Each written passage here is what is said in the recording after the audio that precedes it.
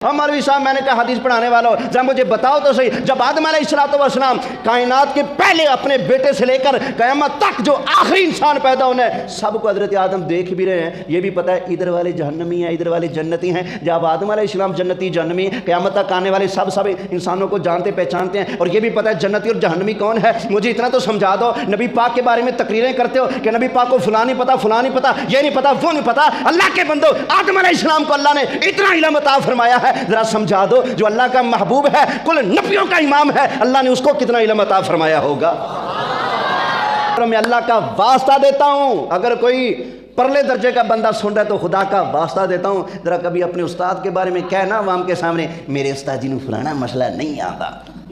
फिर मैं देखता हूँ तेरे साथ वाले तेरे साथ क्या करेंगे, ओए तो उस्ताद जी की तौहीन करता है, शर्म नहीं आती, तू कैसा शागिर्द है। लोगों का मजमा लगाकर, महफिल लगाकर कहता है उस्ताद जी को ये नहीं पता, तू तो लोटा है। मैंने कहा जी बात ठिकाने पे लगी, जो उस्ताद जी के बारे में मजमा लगाकर कहे उस्ताद जी को ये नहीं पता वो लोटा, तो जो मुस्तफ़ा के बारे में मजमे लगाकर लोगों को कहे ये नहीं पता वो नहीं पता, वो कैसे लोटा नहीं बनेगा।